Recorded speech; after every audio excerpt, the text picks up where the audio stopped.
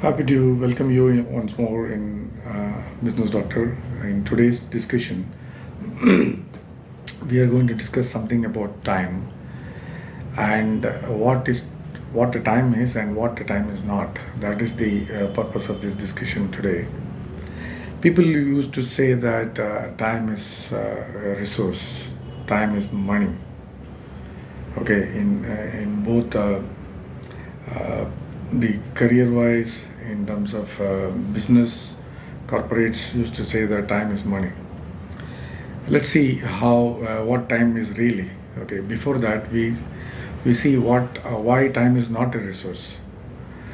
Resources are typically considered tangible or intangible assets that can be acquired, stored, and utilized. Time does not get into this definition at all. Resources can be replenished, something when it is used, so it can be replenished or restored back, but time cannot be. Resources can be transferred, or shared, but time is uniquely personal to everyone, every living and every non-living things. And again, it cannot be transferred. I cannot give 15 minutes of my time for you to add up to your thing and getting reduced on mine. It is not a bank account. Resources can be wasted or conserved, but time is constantly passing, regardless of our actions, whether you do or don't do. So time anyway flies. Why time is not money? Money can be earned, saved, and spent. Time cannot be earned, time cannot be saved, time can only be spent, and that too without your permission. You don't have to do anything to spend, it flies by.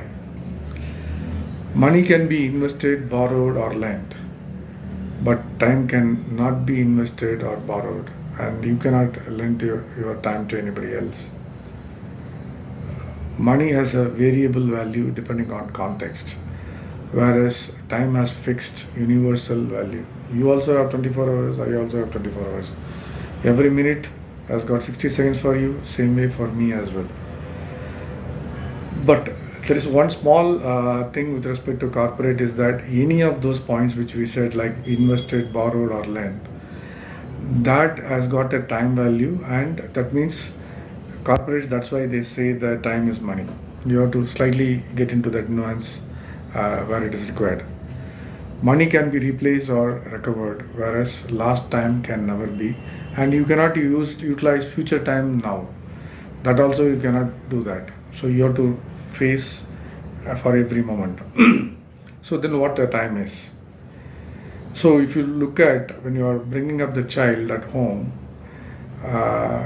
if you think it is a resource, then whatever you give to the child, you need to get it back. It becomes a contractual. If it is just a money, then whatever you give, you may not be staying with that person forever in your life. So, for example, you go to a shop or you go to a hotel and you order something and you eat something, you pay the bill and come out. You can be courteous, you can have all kind of empathetic approaches, behaviors, everything is fine. But here, though you spend time like half an hour or 1 hour in that restaurant, the dealing between you and the person who is serving or the hotel staff is only with respect to that period of time, and you may not even meet him or her after that. So, whereas if you are in a relationship, for example, at a home, like a parent-child or brothers and sisters, or spouse, husband and wife, whatever it is, there the time has got a different meaning. It is not contractual. So what the time is?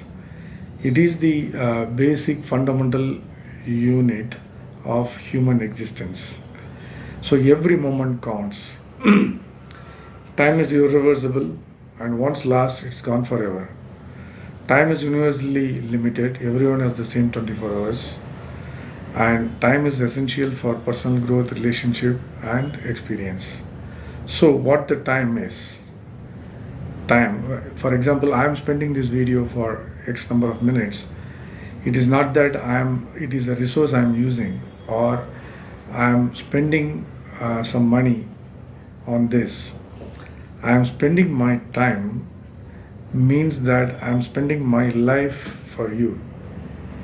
So the definition of time is that when two friends meet, or when two friends discuss something, or you are spending time in office, though certain things can be contractual, that you get paid for this and etc., etc.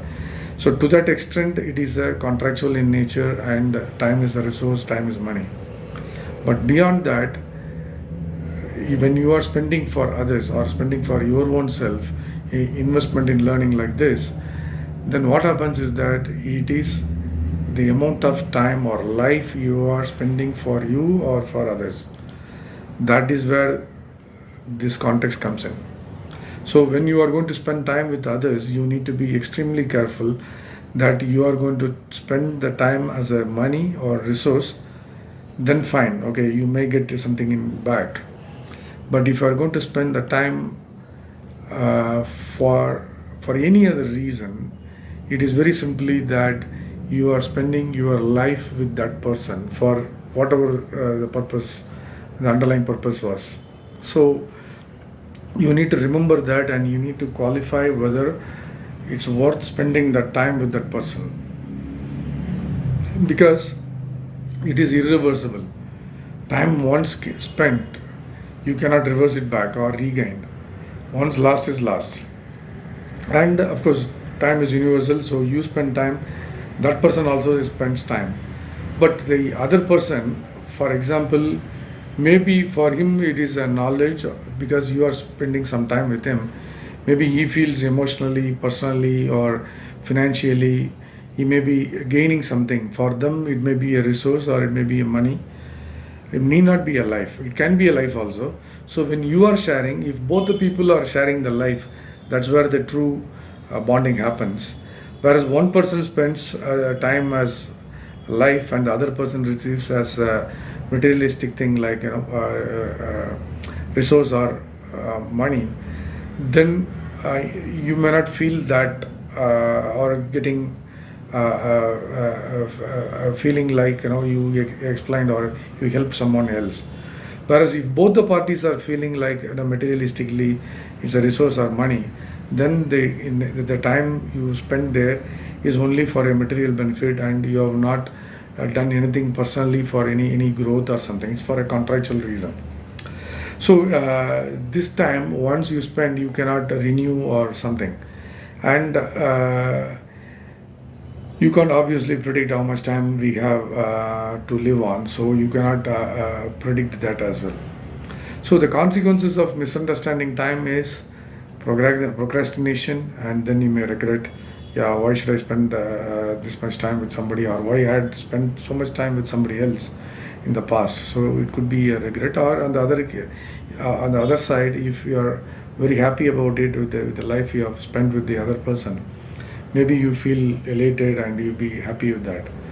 And misallocated priorities, because you spend time, because you looked at it as a life, whereas that guy has looked at it as a resource, then probably you have not given the right priority for yourself.